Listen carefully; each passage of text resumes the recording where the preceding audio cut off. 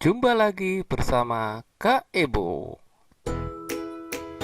Nah, pada hari ini kita akan belajar tentang makna proklamasi kemerdekaan Indonesia. Materi ini berada di kelas 6 Sekolah Dasar tema 2 semester 1 KD 3-4 pada kurikulum 2013. Nah, sekarang simak materi dengan baik ya. Kalian akan menyimak tentang pembacaan proklamasi oleh Presiden pertama Republik Indonesia, yaitu Insinyur Soekarno.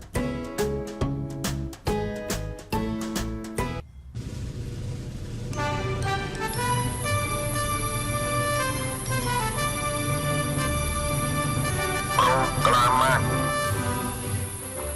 Kami, bangsa Indonesia, dengan ini menyatakan kemerdekaan Indonesia.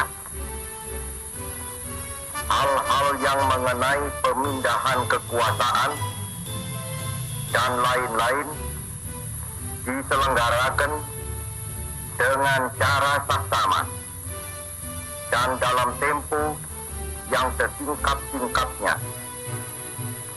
Jakarta, 17 Agustus 1945,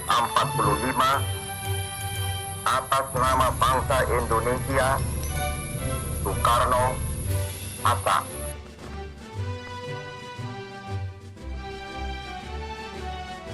Proklamasi kemerdekaan merupakan peristiwa penting yang sangat bersejarah bagi bangsa Indonesia.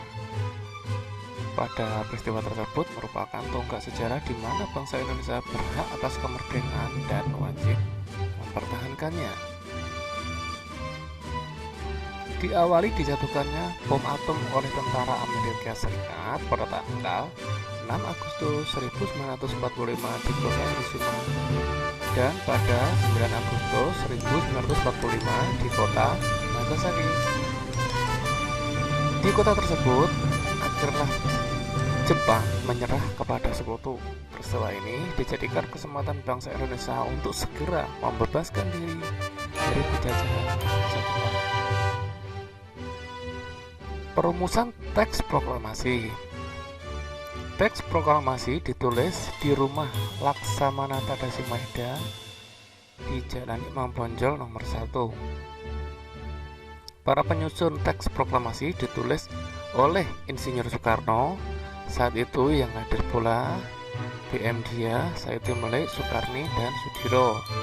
Soekarni mengusulkan agar menandatangani teks proklamasi itu, yaitu Soekarno dan Muhammad Hatta sebagai perwakilan atas nama bangsa Indonesia. Dan selanjutnya teks proklamasi diketik oleh Sayuti Melik. Nah, ini adalah tokoh sekitar proklamasi. Yang pertama adalah Insinyur Soekarno ditetapkan sebagai palang proklamator, dia sebagai pembaca teks proklamasi.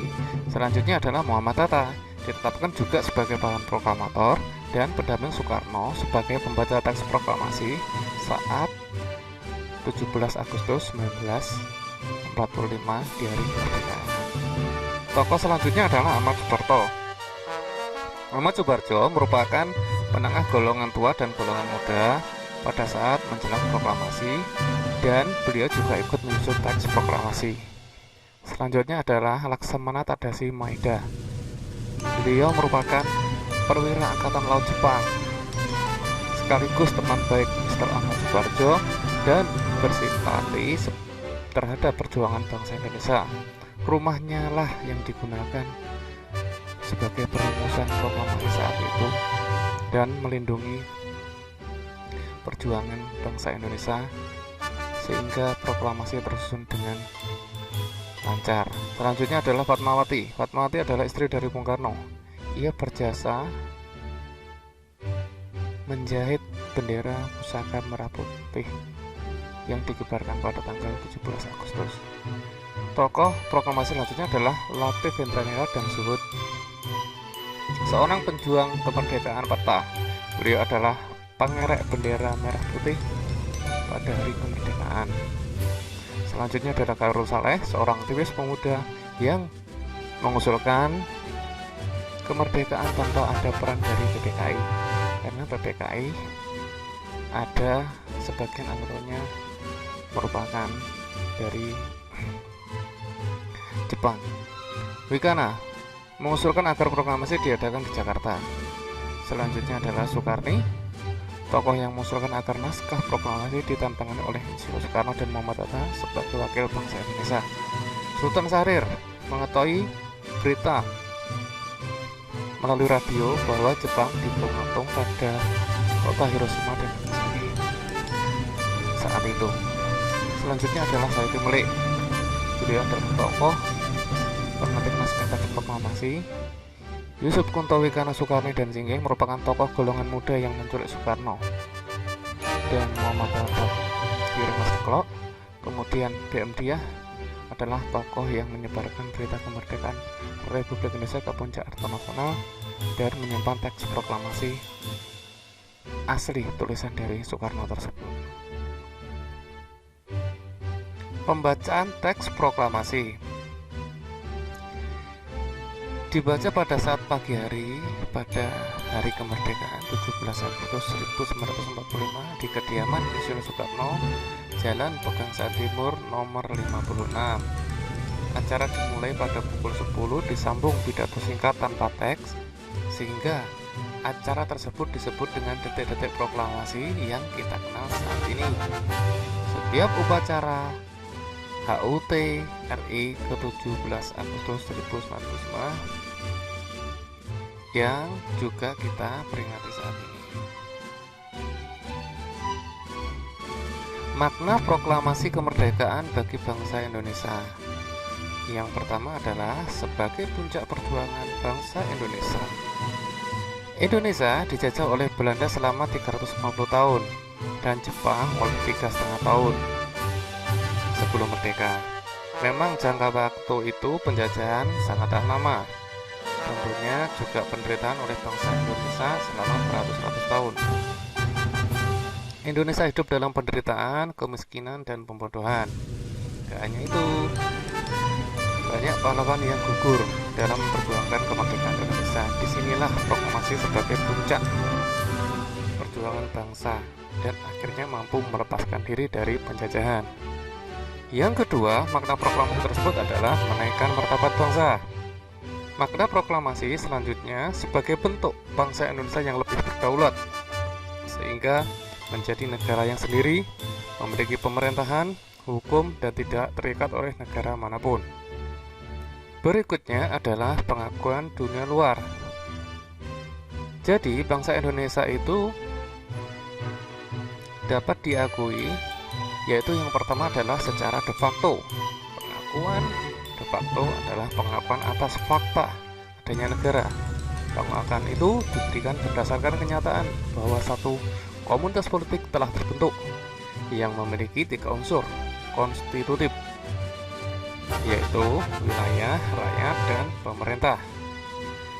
Mesir adalah negara yang pertama kali mengakui kemerdekaan bangsa Indonesia pada tanggal 22 Maret 1946. Yang kedua adalah pengakuan secara de jure, yaitu pengakuan bahwa suatu negara itu sah menurut hukum dalam internasional yang dinyatakan oleh PBB atau Perserikatan Bangsa-Bangsa. Makna proklamasi yang keempat adalah perjuangan bangsa Indonesia sebagai negara baru. Proklamasi menjadi awal bangsa Indonesia menentukan nasibnya yang lebih besar. Dengan adanya Indonesia punya tantangan sebagai negara baru untuk membangun, menyejahterakan bangsanya, yaitu memiliki visi misi yang harus dijalankan agar lebih maju. Berikutnya yang kelima, sebagai tonggak sejarah Indonesia. Makna proklamasi sebagai tonggak sejarah Indonesia adalah mewujudkan mimpi sebagai Indonesia yang merdeka. Indonesia masih dalam dijajah oleh Belanda dan Jepang, maka dari itulah peristiwa lahirnya proklamasi merupakan tonggak sejarah bangsa Indonesia sehingga menjadi negara yang merdeka. Pelaksanaan proklamasi kemerdekaan Indonesia di lingkungan rumah, yaitu saling menghormati dan menghargai antara anggota keluarga. Yang kedua, rajin membantu orang tua. Berikutnya, penerapannya adalah mengembangkan sikap hidup rukun bersama keluarga. Yang keempat, mengerjakan kegiatan bersama anggota keluarganya. Itu adalah pelaksanaan proklamasi di lingkungan rumah. Berikutnya di sekolah. Penerapan proklamasi di sekolah, yang pertama adalah mengisi kemerdekaan dengan niat belajar. Dua, mengikuti upacara bendera dengan merdeka hormat, mengikuti peringatan hari besar nasional di sekolah, dan toleransi dengan teman yang berbeda suku serta agamanya. Selanjutnya, proklamasi di lingkungan masyarakat. Bagaimanakah penerapannya? Yang pertama dengan kerjasama dalam mempersiapkan peringatan proklamasi kemerdekaan. Yang kedua adalah mengutamakan kepentingan bersama daripada kepentingan pribadi. Yang ketiga, mencintai produk dalam negeri. Nah, itu adik-adik. Terima kasih kalian telah belajar makna proklamasi kemerdekaan bagi bangsa Indonesia. Ya, sampai ketemu lagi. Dah.